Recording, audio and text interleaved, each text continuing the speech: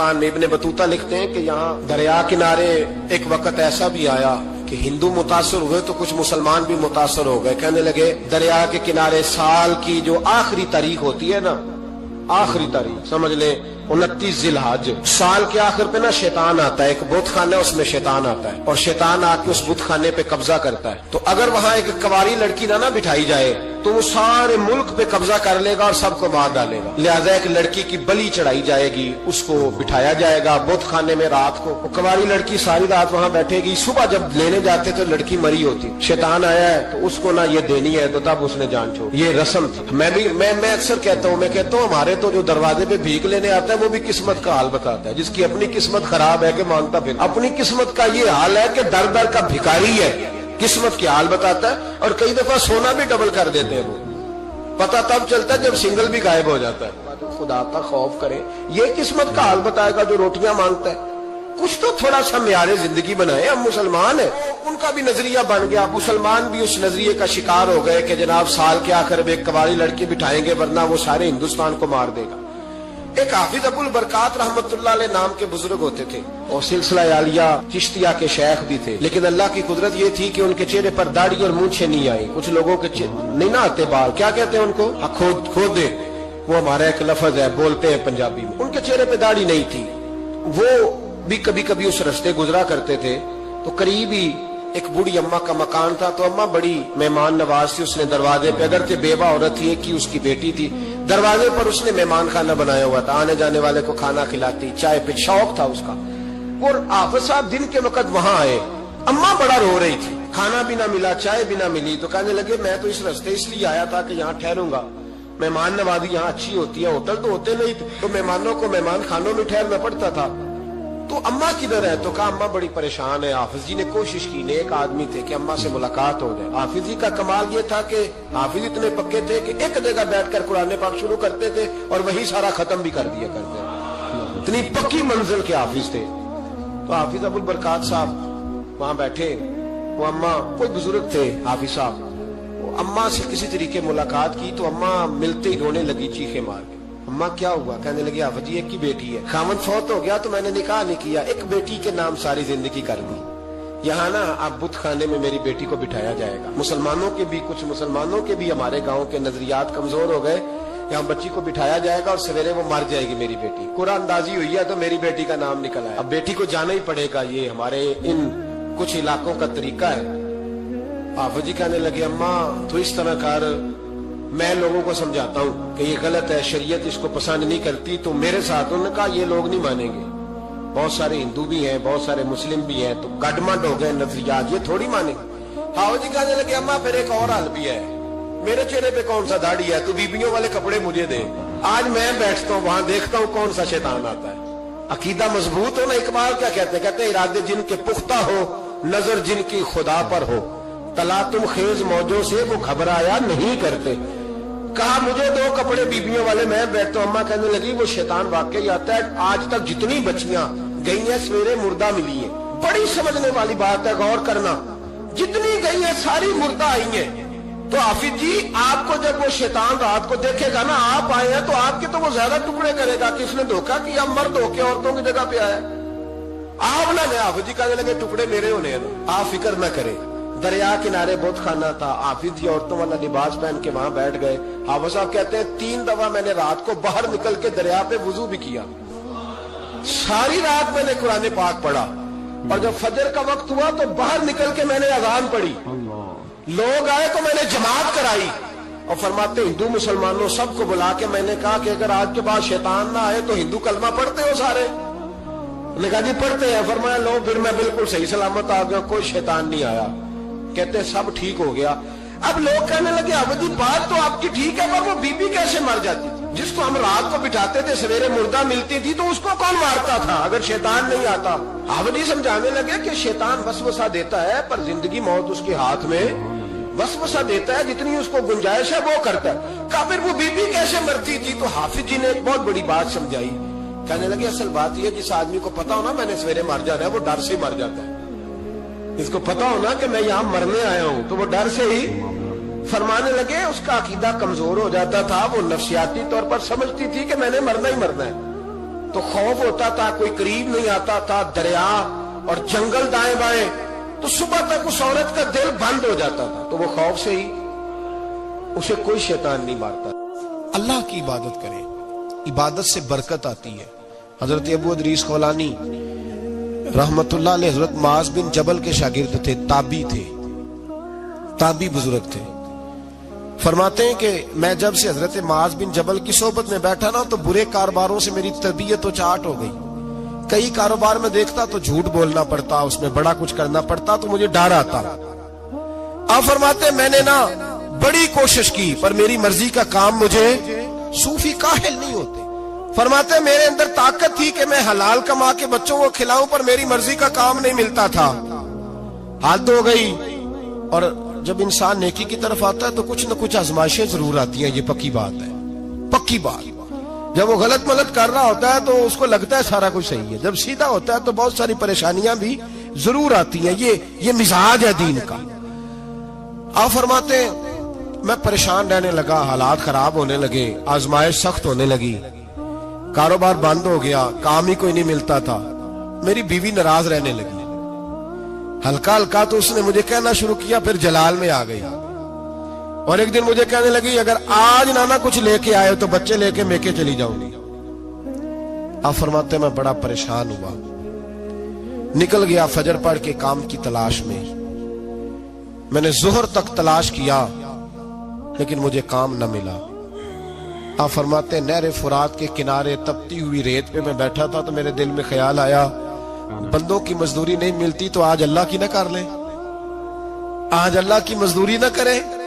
آپ فرماتے ہیں میں نے گرم ریت سے تیمم کیا, وضو کیا وہیں فرات, اور گرم ریت پہ کپڑا بچھایا تو نفل پڑھنے شروع کر دی. زور سے اثر تک نفل پڑھے, زور سے. چلے میں ایک دعا کرتا ہوں, آپ آمین کہنا. اللہ کرے کہ ہم مغرب کے بعد والے نفل ہی پڑھنے شروع کر دیں. نبی کریم سید عالم صلی اللہ تعالی علیہ وآلہ وسلم کے غلاموں کا حال دیکھے, عبادت کا حال دیکھے. فرماتے ہیں میں نے کہا آج اللہ کی مزدوری کرے, زور سے اثر تک نفل پڑھے گرم ریت پہ. اور جب اثر ہوئی نا تو میں نے اپنے رومال میں نا تھوڑی سی ریت باندھ لی. گھر کی دیواریں چھوٹی چھوٹی تھی. میں نے کہا بیوی نے دیکھا نا خالی ہاتھ آیا ہے تو اندر سے شور کرے گی, ہم سائے بھی سنیں گے, تو چلو جب دیکھے گی نا رومال میں کچھ ہے حوصلہ کرے گی, جب اندر جاؤں گا تو سمجھا لوں گا. آپ مسکرا رہے ہیں نا ہلکا ہلکا, اس کا مطلب ہے ان باتوں میں کافی صداقت ہے. پرانے بزرگ کر گئے تو اس کا مطلب یہ ہے کہ ان میں بہرحال کافی حد تک صداقت ہے. یہ شور ہوتے رہتے. کہتے میں نے وہ کہا کہ چلو دور سے دیکھے گی تو گھر جا کے سمجھا لوں گا. آپ فرماتے پہلے میری بیوی دروازے پہ بیٹھی رہتی تھی, بچے بیٹھے رہتے تھے, منتظر ہوتے تھے کہ کچھ لے کے آئے, گھر میں فاقہ ہوتا. آج میں گیا تو شور ہی کوئی نہیں, کوئی شے نظر نہ آئی. وہ ریت سے بھرا ہوا میرا پلو میں نے دروازے کے ساتھ رکھا, اندر چلا گیا. بیوی کو آواز دی کہاں ہو, کہنے لگی منہ ہاتھ دھو لو, میں روٹی لے کے آئی. ہاتھ دھو گئی, روٹی کدھر سے آئی؟ اس گھر میں تو فاقے تھے, کھانا کدھر سے آیا؟ کہتے روٹی لائی, سلاد بھی لائی, دودھ بھی لائی, اس زمانے میں جو نعمتیں تھی پھل بھی لائی, سارا آ گیا. میں نے گھور کے دیکھا, میں نے کہا کدھر سے آیا یہ سارا کچھ, کہاں ہے بچے؟ کہنے لگی روٹی کھا کے باہر نکل گئے. میرے دل میں خیال آیا میری بیوی کا کردار تو چاند سے زیادہ اجلا ہے, تو یہ سارا کچھ کیسے آیا؟ میں نے کہا یہ کہاں سے آیا سارا کچھ؟ تو کہتی ہے میری طرف دیکھ کے کہنے لگی پتہ نہیں آج کس کریم کی مزدوری کرنے چلے گئے تھے, پتہ نہیں کس کریم کی مزدوری پہ چلے گئے تھے. زور ہوئی ہے تو اس نے اناج کی بوریاں بھیجی ہیں, چاول بھیجے ہیں, پھل بھیجے ہیں, اتنا کچھ بھیجا ہے کہ میرے گھر میں رکھنے کو جگہ ہی کوئی نہیں. یہ کہتے کہتے اٹھی اور کہنے لگی پہلے ہی بڑا آیا تھا, اب اور کیا لائے ہو؟ آپ فرماتے میں سکتے میں تھا, اس نے جا کے میرا رومال جو کھولا, میں ریت لایا تھا, رب کریم نے ہیرے بنا دیے, وہ ہیرے بن گئے. آپ فرماتے کہنے لگی کس کریم کی مزدوری پہ گئے تھے؟ فرماتے میں اٹھا اور کچی زمین پہ سر سجدے میں رکھا. میں نے کہا مالک میں ساری زندگی دنیا راضی کرتا رہا, لوگوں کے دروازوں پہ کھڑا رہا, تعلقات بنا کر تھوڑی سی روزی کے لیے جدوجہد کرتا رہا, دھتکارا گیا, ستایا گیا. مولا میں تو تیرے دروازے پہ آج آیا ہوں, پوری دیہڑی بھی نہیں لگائی, زور سے سر ڈیوٹی کی ہے, اللہ تیری تھوڑی مزدوری کا اتنا اجر ملتا ہے, خدایا تو اتنا نوازتا ہے. فرمایا اللہ میں محنت بھی کروں گا, کام بھی کروں گا, لیکن دنیا کی مزدوری تھوڑی کروں گا, مالک تیری عبادت زیادہ کروں گا. بھائی یاد رکھو, ہم ساری زندگی لوگ قبروں میں چلے گئے, مسجد نہیں آئے, قبروں میں الہاکم التکاثر حتی زرتم المقابر, قبر میں جانے کا ٹائم آیا, لوگوں کی نمازیں پڑھ دی گئیں پر لوگوں نے نمازیں شروع نہیں کی, نمازیں پڑھ دی. کہیں لے جاؤ, شادی کا موقع ہے تو وہ کراچی جانے کو تیار ہے, لیکن چند فرلانگ پہ مسجد ہے, مسجد جانے کو تیار ہے. اللہ کے ولی کی علامت ہے, وہ عبادت گزار ہوتا ہے. اور جو نہ نماز پڑھے نہ نماز پڑھائے وہ زندیق تو ہو سکتا ہے, پیر ہو سکتا, میں ذمہ داری سے کہہ رہا ہوں, زندیق تو ہو سکتا ہے پر پیر ہو سکتا بالکل. وہ کہتا ہے میں تکبر کرنے والوں کو پسند نہیں کرتا, وہ کہتا ہے فسادی پسند نہیں ہے, وہ فرماتا ہے کہ راہوں میں کجی کرنے والے پسند نہیں ہیں, وہ فرماتا ہے کہ بدعہدیاں کرو گے تو میں صبح قیامت تم سے سوالات کروں گا. اللہ تبارک و تعالیٰ بہت ساری چیزوں کو ناپسند کرتا ہے, ناراض ہو جاتا ہے. بلکہ نبی پاک صلی اللہ تعالی علیہ وسلم نے فرمایا تم بات کرتے کرتے کوئی ایسا جملہ بول دیتے ہو کہ رب اتنا ناراض ہوتا ہے کہ تمہیں پتہ بھی نہیں ہوتا, تمہارے لیے جہنم کا فیصلہ کر دیتا ہے. اس لیے پہلے تولو پھر بولو, خود اپنے لفظوں کی تو تم پہرے داری کرو نا کہ میں کیا کہہ رہا ہوں. کوئی ایسا جملہ, کوئی ایسی بات وارث شاہ مان کری نہ وارثاں دا, کوئی ایسی بات نہ تمہاری زبان سے نکلے. اور حضور یہ بھی فرماتے ہیں کہ اس کا دوسرا پہلو بھی ہے, بعض اوقات تم بات کرتے ایسا جملہ کہتے ہو وہ اتنا راضی ہوتا ہے کہ تمہارے لیے جنت کا فیصلہ فرما دیتا ہے. مسلمان کو اب یہ حکم ہے, اس ساری گفتگو کا نتیجہ یہ ہے کہ وہ اپنے جذبات پر, خیالات پر, نگاہوں پر, زبان پر, کانوں پر تھوڑی توجہ دے, بے لگام نہ بنے, بے ترتیب نہ بنے, جو طبیعت میں آئے کر نہ گزرے, تھوڑا سا نہ سوچے سمجھے اور تھوڑا سنبھل کے چلے. کبھی ان کاموں کی طرف نہ جائے جن سے رب ناراض ہو جاتا ہے, ان کاموں کی طرف بڑھے جن سے اللہ راضی ہوتا ہے. میرے نبی پاک صلی اللہ تعالی علیہ وآلہ وسلم نے ارشاد فرمایا, بعض احادیث میں لفظ یہ ہیں کہ اللہ اپنے بندوں کو دیکھ کے مسکراتا ہے جو اس کی شان کے لائق ہے. جس ترتیب سے ہم مسکراتے ہیں, جس ترتیب سے ہم روتے ہیں, جس ترتیب سے ہم کسی بات کا اظہار تشکر کرتے ہیں, خدا ان باتوں سے پاک ہے. اب بہت ساری حدیثوں میں آیا کہ وہ مسکراتا ہے, تو کیا مطلب ہے مسکرانے کا؟ تو علماء تفسیر نے لکھا ہے مسکرانے کا مطلب یہ ہے کہ وہ بڑا ہی راضی ہوتا ہے اپنے بندے سے, بڑا راضی ہوتا ہے, یہ مطلب ہے. ایک تو مسکرانے کا مطلب یہ کہ وہ بڑا راضی ہو گیا, وہ مسکرا دیا اپنے بندے پہ. اور ایک اس کا معنی خود نبی پاک صلی اللہ تعالی علیہ وسلم نے بیان فرمایا. مسند امام احمد بن حنبل میں حدیث ہے, حضور سید عالم علیہ السلام سے صحابہ نے پوچھا یا رسول اللہ شہید تو بڑے لوگ ہوتے ہیں, شہیدوں میں افضل کون ہے؟ تو اللہ کے حبیب علیہ السلام فرمانے لگے وہ والا بندہ جو ڈٹ گیا تھا کافروں کے مقابلے میں, وہ ہلا نہیں, پوری طرح ڈٹ کے جو لڑا وہ شہداء میں افضل ہے. حضور فرماتے ہیں وہ جنت کے بالا خانوں میں سیر کرے گا اور رب اسے دیکھ کے مسکرائے گا, رب اسے دیکھ کے مسکرائے گا, اللہ تعالیٰ مسکراتا ہے اسے دیکھ کے. اور اگلے جملے میں حضور نے وضاحت کر دی, فرمایا جب رب دنیا میں کسی پر مسکراتا ہے نا تو اس کا معنی یہ ہے کہ قیامت میں پھر اللہ اسے حساب کوئی نہیں لے گا. جس پر اللہ دنیا میں مسکرا دیا اس سے کوئی حساب, تو وہ کام ڈھونڈنے چاہیے نا جس سے اللہ مسکرائے. ویسے کبھی ہم ایسا کرتے ہیں کہ نہیں کہ کسی کو راضی کیا جائے؟ یہ کام ہم کرتے ہیں کہ ہماری کمپنی کا جو سربراہ ہے وہ ہم سے راضی رہے, جس ادارے میں ہم پڑھاتے ہیں اس ادارے کا بڑا ہم سے راضی رہے. یہ کرتے ہیں ہم, اس کے لیے کچھ نہ کچھ ہیلے بہانے ہم کرتے ہیں. برادری, قبیلہ, علاقہ, بستی, لوگ کسی طریقے سے ہمارے ساتھ مطمئن رہیں, کرتے ہیں نا یہ سارے کام. اس میں تھوڑی مشکل بھی ہمیں آتی ہے لیکن کرتے ہیں, کیا کریں. گھر میں بھی کئی دفعہ ایسا ماحول بنانا پڑتا ہے. چلیں ایک اور میٹھی مثال دیتے ہیں, زیادہ سمجھ میں آئے گی. چھوٹا بچہ خوش رہے, آپ اس کے لیے محنت نہیں کرتے؟ وہ چھوٹا ہے, اس کو خوش کرنا فرض ہے ابا پہ, لیکن وہ کہتا ہے کہ میں نے موٹر سائیکل لینا ہے. چھوٹا ہے, چلا ہی نہیں پائے گا, تو ابا پھر اسے راضی کرتا ہے, کہتا ہے بیٹے چھوٹا سائیکل لے لے, چل میں تجھے اڑانے والا جہاز لے دیتا ہوں. مقصود کیا ہے کہ اس کو ناراض نہیں کرنا, یہ روئے نہ, اس کا دل نہ ٹوٹے. ہو یارو سنو نا میں کیا کہہ رہا ہوں. اگر چھوٹے بچے کے لیے وہ چیزیں ڈھونڈتے ہو, میرے ابا جی نا اپنے نواسے کے لیے کھلونا لے کے آئے, تو بچہ بڑا ہی کھیلا, تو ابا جی کہنے لگے لو پیسے پورے ہو گئے. میرے بچے کو پسند بڑا ہے نا, پیسے پورے کر چھڑے نے, دیکھو نا جی کتنا اس کو راضی ہوا ہے.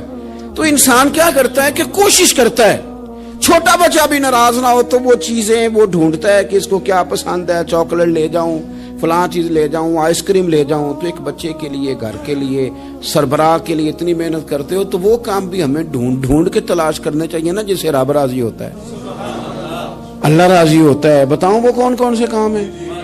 نبی کریم صلی اللہ تعالی علیہ وسلم نے ارشاد فرمایا 3 لوگ ہیں جنہیں دیکھ کے رب مسکراتا ہے.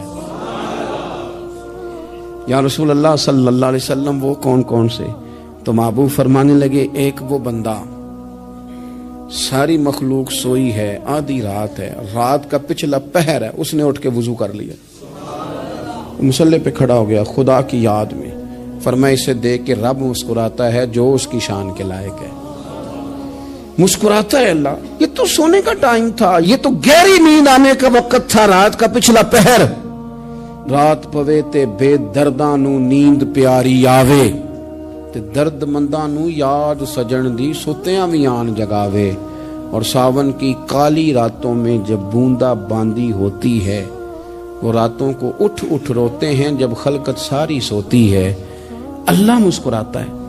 اور سننا میرے بھائی, میرے نبی پاک صلی اللہ تعالی علیہ وسلم فرماتے ہیں جب مسلمان نماز کے لیے صفیں بناتے ہیں نا, ترتیب لگ رہی ہوتی ہے, اب اللہ کی بارگاہ میں کھڑے ہوں گے, قیام کریں گے, رکوع کریں گے, سجود کریں گے. فرمایا جب مومن صفیں بناتے ہیں تو رب دیکھ کے مسکراتا ہے, مسکراتا ہے. کمال ہو گئے عروج بندگی کا, جب بندے کو دیکھ کے رب مسکرائے. خدا بندے سے خود پوچھے بتا تیری رضا کیا ہے, مسکراتا ہے. اور میرے نبی پاک علیہ السلام فرماتے ہیں جب مجاہد جہاد کے لیے صفیں سیدھی کرتے ہیں. آج تو یہ رب کے نام پہ مرنے ہی آ گئے, یہ صفوں میں کھڑے ہوں گے, ترتیب سے لڑیں گے, ترتیب سے گلا کاٹیں گے کافروں کا یا شہادت لیں گے. فرمایا جب جہاد کے لوگ صفیں بناتے ہیں تو رب انہیں دیکھ کے مسکراتا ہے.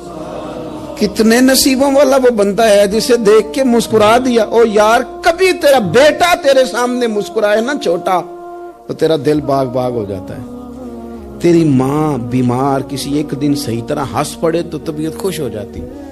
مجھے بتاؤ نا جس کا رب بھی اسے دیکھ کے ہنس پڑے, جو اس کی شان کے لائق ہے, کیا اس بندے کے نصیبے ہیں, کیا اس کے مقدر ہیں. آپ اس مقام پر اپنے آپ کو لائیں. اب دیکھیں نا یہ حدیث آپ نے سن لی, اب ہم نے نا اس طرح صفحے نہیں بنانے جس طرح ساری دنیا, اب ذرا صفحے بھی شوق سے بنائیں گے. اب ذرا تھوڑا سا شوق پیدا کریں گے, بھئی یہ تو میں وہ کام کرنے لگا ہوں جسے دیکھ کے رب مسکراتا ہے. نبی پاک صلی اللہ علیہ وسلم نے فرمایا جب کوئی بندہ توبہ کرتا ہے نا, ہم توبہ کا رٹا لگاتے ہیں, یا اللہ میری توبہ, یا اللہ. اور توبہ کا تو مطلب یہ ہے کہ پچھلے گناہوں سے پکی توبہ, آج کے بعد یہ غلطی نہ کرنے کا پکا وعدہ. تو نے ساری شب برات رو کے گزاری ہے, بتا سویرے جھوٹ جوڑنے کا ارادہ ہے تیرا, آج کے بعد رشوت تو نہیں نہ لے گا, ملاوٹ تو نہیں نہ کرے گا, یہ توبہ ہے. اور اگر سارے کام اسی طرح کرنے تو پھر یہ توبہ کا رٹا ہے, جتنا مرضی لگاؤ. حضرت علی بن ربیعہ رضی اللہ تعالیٰ عنہ فرماتے ہیں میں مولا علی کے ساتھ تھا, مقام حرہ کی طرف جا رہے تھے, حضرت علی نے ہاتھ اٹھا کے دعا مانگی ہماری تعلیم کے لیے, ورنہ حضرت علی ہم صحابہ کو محفوظ عن الخطا تو مانتے ہیں نا. ہاتھ اٹھا کے کہا اے اللہ ہمارے گناہ بخش دے, تیرے علاوہ کوئی معاف کرنے والا نہیں. اور پھر حضرت علی آسمان کی طرف دیکھا, اور دیکھ کے نا حضرت علی بن ربیعہ کو تو مسکرائے.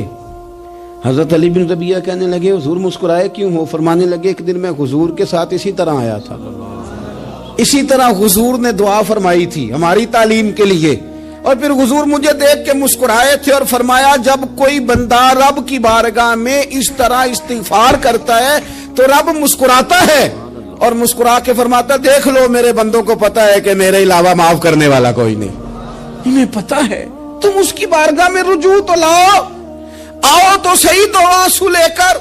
اقبال کہتے ہیں کہ موتی سمجھ کے شان کریمی نے چن لیا، قطرے دو گرے میرے ار کے انفال کے، دو میں نے آنسو بہائے تھے تو اس کے کرم نے تو موتی سمجھ کے چن لیے۔ سنو نا حضور اس استغفار کو اللہ کو یار رات کو توبہ کر کے سونا چاہیے ہمیں۔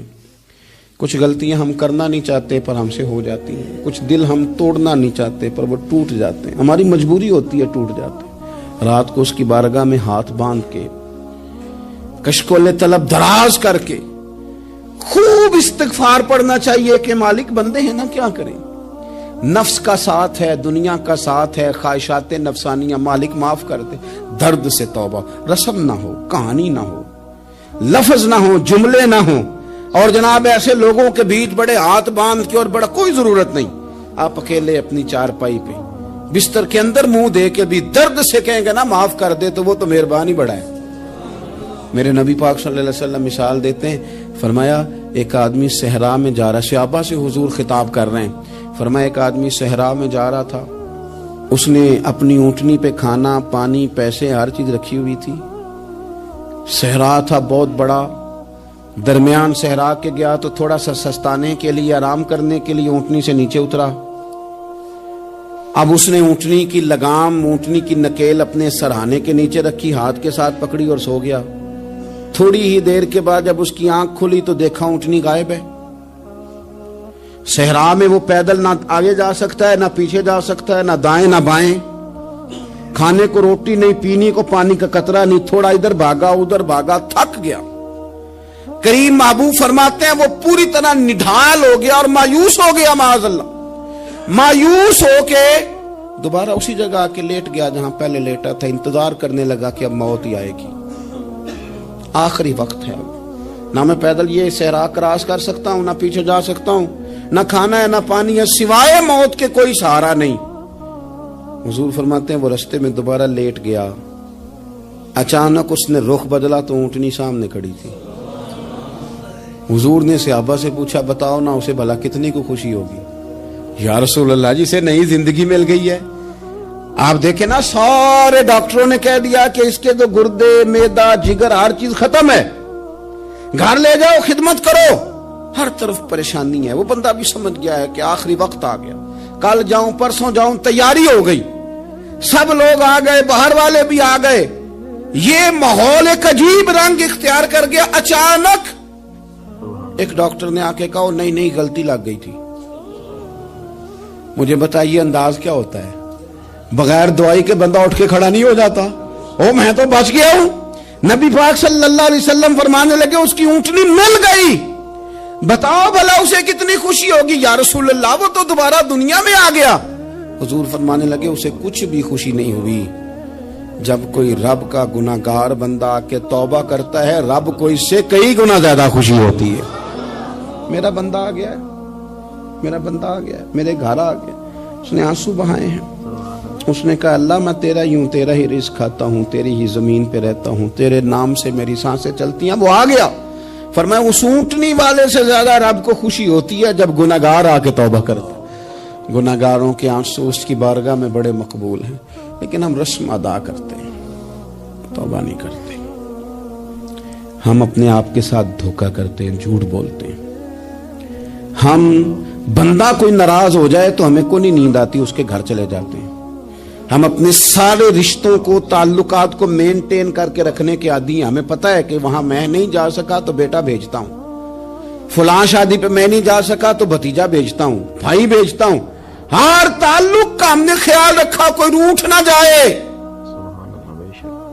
لیکن کمال ہے نا یہ نہیں سوچا کہ اگر رب روٹھ گیا تو جب وہ روٹھ جائے نا تو سارے رشتے بھی بندے کے پاس موجود ہوں تو کوئی کارآمد نہیں ہوتا، پھر کروڑوں روپیہ جیب میں ہوں تو ڈاکٹروں کی دوائیاں اثر نہیں کرتی۔ وہ روٹھ جائے تو پھر انسان اس طرح سے پھسلتا ہے کہ بڑے بڑے اس کے پاس دروازے ہوتے ہیں پر کسی جگہ اس کا ہاتھ نہیں لگتا. خدا را خیال کریں, دنیا روٹتی ہے تو روٹ جائے, رب رسول ناراض نہ ہونے پائیں, اس کا خیال کریں. حضور فرماتے ہیں وہ مسکراتا ہے, اسے خوشی ہوتی ہے جب کوئی اس کا بندہ اس کی طرف رجوع کرتا ہے. میرے عزیزو, رسول پاک صلی اللہ تعالی علیہ وسلم نے ان لوگوں کے تذکرے کیے جنہیں دیکھ کے رب مسکراتا ہے. ہم نہ گناہگاروں پر بھی فتویٰ دینے میں جلدی کرتے ہیں اور نیکی پر بشارت دینے میں بھی جلدی کرتے ہیں, حالانکہ یہ ہماری ذمہ داری نہیں. پتہ نہیں اللہ تعالیٰ کس کو کب توفیق توبہ دے کے اپنے قریب کر لے, لیکن بڑی جلدی ہے, بڑی جلدی فتویٰ دینے میں. اور یہ فتویٰ اب صرف مفتیوں کا نہیں رہ گیا, یہ میری طرح کے, آپ کی طرح کے ڈھیروں لوگ ہیں جنہوں نے جیبوں میں فتوے ڈالے ہوئے. بھئی آپ نے کیوں ذمہ داری لے لی ہے جنت میں داخل کرنے کی اور نکالنے کی؟ یہ تو میرے رب کریم کا کرم ہے, وہ جس کو چاہے جب چاہے جتنا چاہے عطا کرے. لیکن کچھ لوگ نا بڑے پکے ہو گئے ہیں کہ شاید جو میں سوچ رہا ہوں وہی درست ہے. کبھی کبھی کچھ چیزیں عجیب بھی ہوتی ہیں, لہذا خدا کی رحمت پر بھروسہ کر کے بات کرنی چاہیے, اپنی مرضی کے فتوے نہیں داغنے چاہیے. وہ دیکھو جی فلانا بندہ یوں کر رہا ہے, آپ کو پتہ ہی نہیں پوری بات کا, آپ کو علم ہی نہیں پوری بات کا. حضرت بہاءاللہ نقشبند بخاری رحمت اللہ علیہ فرماتے ہیں میں حج کرنے گیا تو وہاں میں نے ایک آدمی کو کروڑوں کا کاروبار کرتے دیکھا, تو میرے دل میں خیال ہے یہاں بھی اللہ اللہ کرنی چاہیے تھی, دنیا داری کر رہا ہے. لیکن فرماتے ہیں حج سے فارغ ہوئے تو میں نے دیکھا وہی بندہ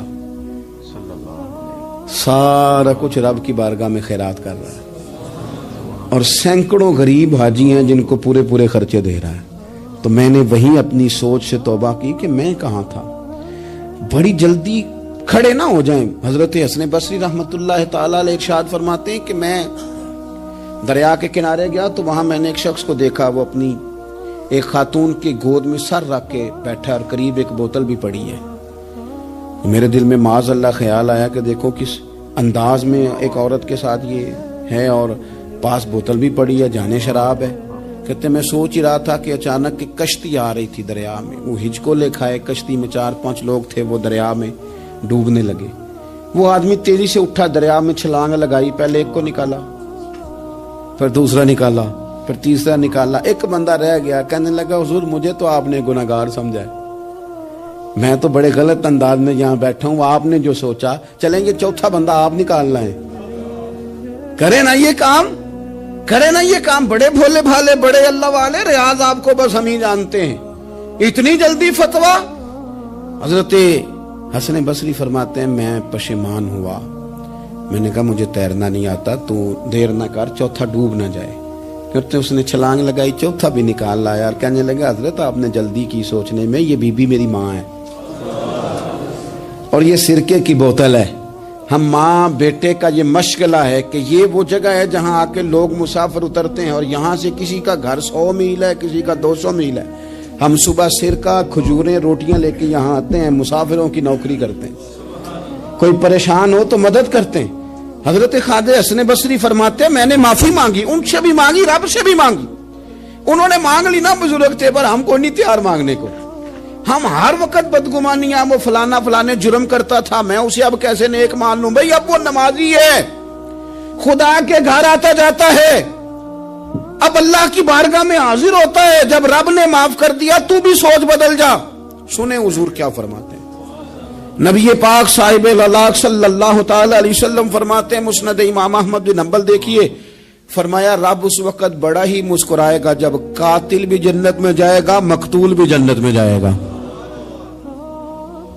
یا رسول اللہ مقتول تو گیا, یہ قاتل کیسے چلا گیا؟ حضور فرماتے ہیں جائے گا, اور جائے گا, اور رب مسکرائے گا جو اس کی شان کے لائق ہے. یا رسول اللہ کس طرح؟ تو نبی پاک صلی اللہ علیہ وسلم فرمانے لگے اس نے ایک مومن کو قتل کیا تھا, وہ شہید ہو کے جنت میں چلا گیا. اب اللہ نے بعد میں اسے توبہ کی توفیق دے دی. پہلے اس نے کلمہ پڑھا, پھر یہ میدان میں اترا, کافروں سے لڑا, یہ شہید ہوا, اور آپ نے اسے بھی جنت دے دی. قاتل بھی جنت میں, مقتول بھی جنت میں. اور بات اتنی انوکھی ہے کہ رب دیکھ کے مسکرا رہا ہے جو اس کی شان کے لائق ہے. ہم جلدی میں ہیں, ہم انتظار نہیں کر رہے کہ شاید توبہ کر جائے, ہم انتظار نہیں کر رہے. لیکن میرے عزیز اتنی جلدی نہ کریں. سوچوں کا صاف ہونا, ذہنوں کا پاک ہونا اور لوگوں کے بارے میں گمان کا اچھا ہونا. آپ کسی نفسیات کے ڈاکٹر کے پاس چلے جائیں, اسے کہیں ٹینشن بڑی ہے. میں ان کے مضامین پڑھتا رہتا ہوں, وہ سب سے پہلا سبق آپ کو یہ پڑھائیں گے کہ اچھا سوچا کریں. اچھا سوچنے سے بندہ تندرست رہتا ہے. کس سے بندہ تندرست رہتا ہے؟ ہیں جی, واقعی. یعنی اس والے پڑوسی کے بارے میں بھی اچھا سوچنا ہے گھر میں, اس والے کے بارے میں بھی, چھوٹے بھائی کے بارے میں بھی اچھا سوچنا ہے, اور بڑے کے بارے میں بھی اچھا ہی سوچنا ہے. یعنی اپنی برادری قبیلے کے بارے میں بھی اچھا سوچیں, جو قبیلے کا نہیں اس کے بارے میں بھی چلیں تھوڑا سا اچھا سوچ لیں. اپنے بارے میں تو اچھا سوچا ہے بڑا. میں کہتا ہوں کہ ہم اپنی غلطیوں سمیت اپنے آپ سے بڑا پیار کرتے ہیں, اور دوسرے کی ایک غلطی نظر آ جائے تو ہمیں گھین آنے لگ جاتی ہے. آپ جلدی نہ کریں, مالک نے موقع دیا ہے بندوں کو, نہ وہ کسی کا رزق چھین رہا ہے, نہ سانسیں چھین رہا ہے, وہ اپنی زمین پہ چلنے بھی دے رہا ہے, رہنے بھی دے رہا ہے. تو جب اس نے موقع دیا ہے آپ بھی تھوڑا موقع دیں. اللہ بڑا کریم ہے, دروازے کھولے گا, اس کے بندے اس کی بارگاہ تک پہنچیں گے. بدگمانیاں اور پھر بدگمانیوں کا عروج, اور اس لیول تک جا کے بات کر دینا کا جہاں سے خوف آئے کہ یار یہ بات نہیں کرنی چاہیے. رسول کائنات سرور دو عالم صلی اللہ تعالی علیہ وسلم فرماتے ہیں کہ اللہ مسکراتا ہے. دیکھو ہمارے ہاں نا ایک اور بھی مسئلہ بن گیا ہے. میں نے کچھ لوگوں کو نا پکا, میرے پیارے ہیں, محبت ہے مجھے, تو میں چونکہ آپ میری کلاس ہیں, میں مشاہداتی اور تجرباتی باتیں بھی کر لیتا ہوں, اسی کی روشنی میں کئی دفعہ گفتگو بھی تیار کرتا ہوں. کچھ لوگوں نے نا پکا ذہن بنا لیا یہ کہنے کا کہ ہاتھ بڑا تنگ ہے. پکا آپ جس وقت پوچھ لیں ان کا ہاتھ اور بڑا ہی زیادہ تنگ ہے. آپ یقین کریں, بہن کا جو خامند ہے وہ کہہ رہا ہے جا حصہ لے کے آ, تیرے بھائیوں کی کمائی تو نہیں, تیرے ابا کی ہے, لے کے آ. وہ بیچاری اس کی منتیں کر رہی ہے, کہتی ہے اگر جاؤں گی نا تو وہ کہیں گے حصہ لے جا, آج کے بعد ہمارے گھر نہ آنا, میرا دروازہ نہ بند کرو, مہربانی کرو. اور بھائی سے بات کرتی ہے تو کہتا ہے ہاتھ ہی بڑا تنگ ہے, جب ٹھیک ہوگا تو دے دوں گا. نہ کریں یہ ظلم.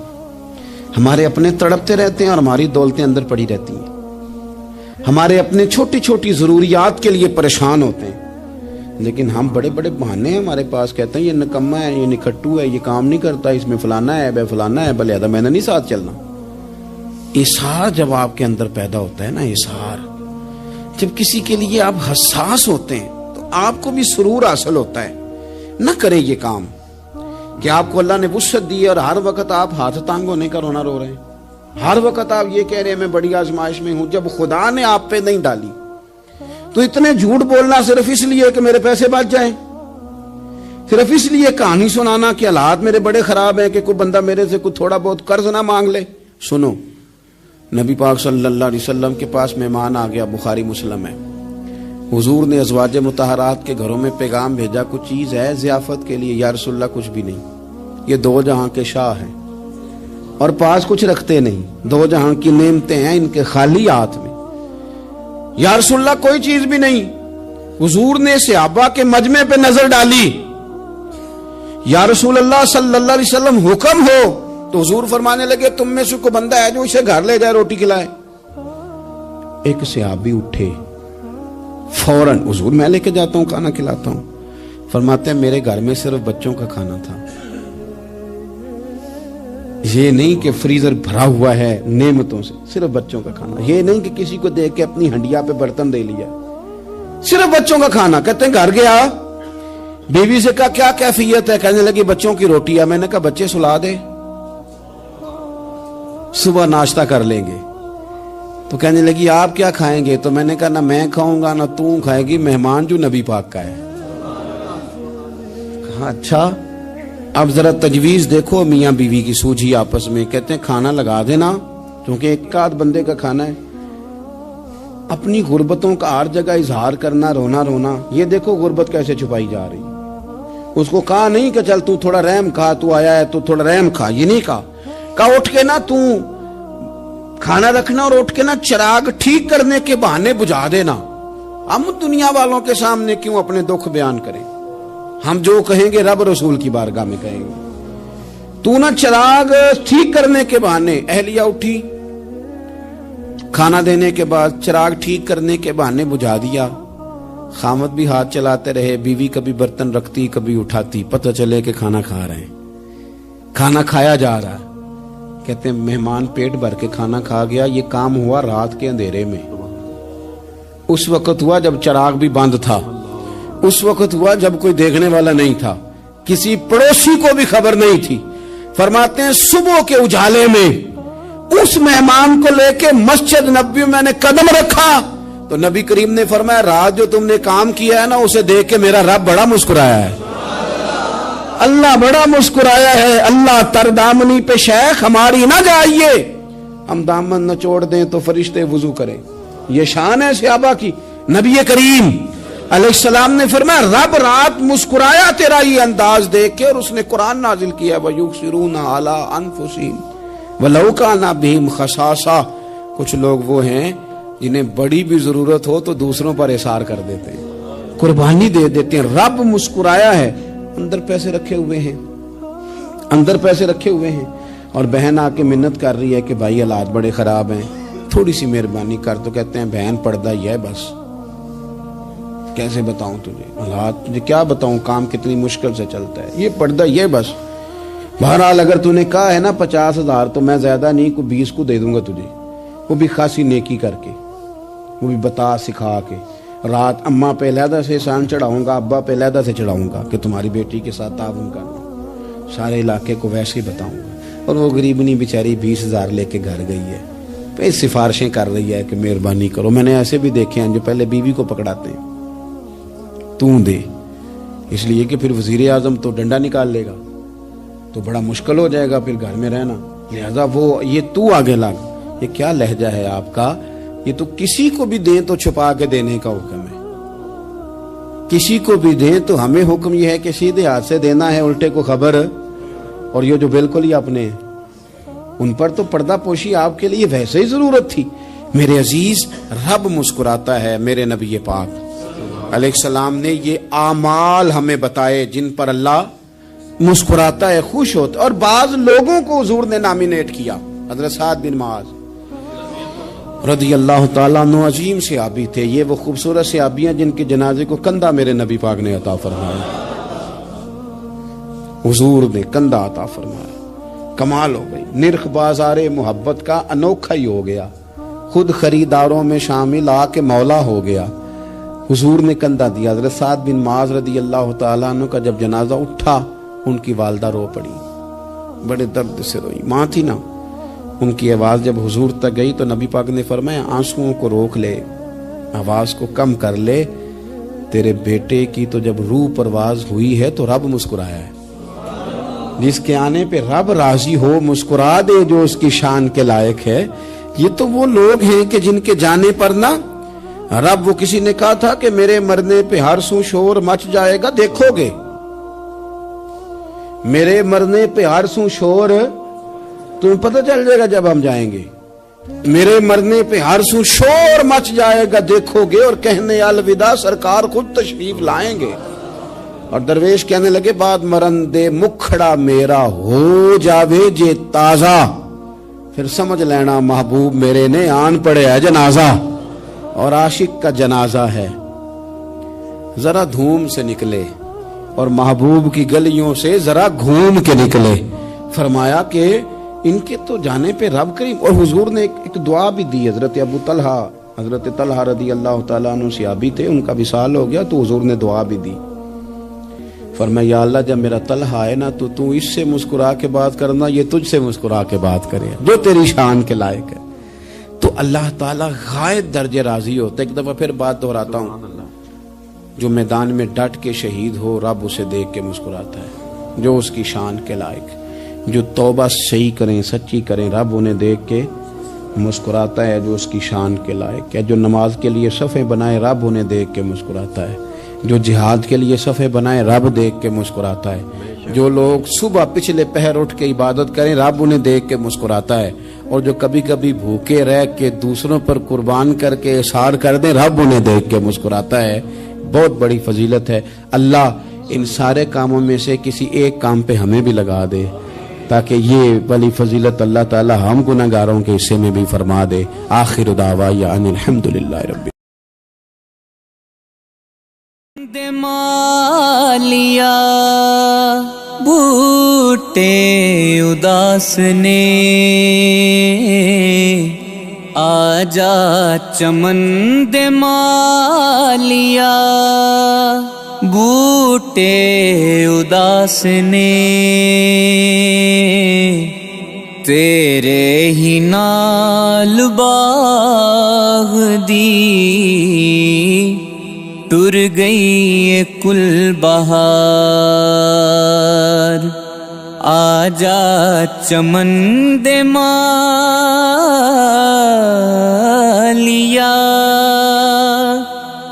تیرے ہجر چ پھلتے کلیاں نے روندیاں تیرے ہجر چ پھلتے کلیاں نے روندیاں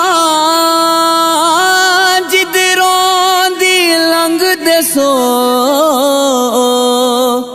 گلیاں نے روندیاں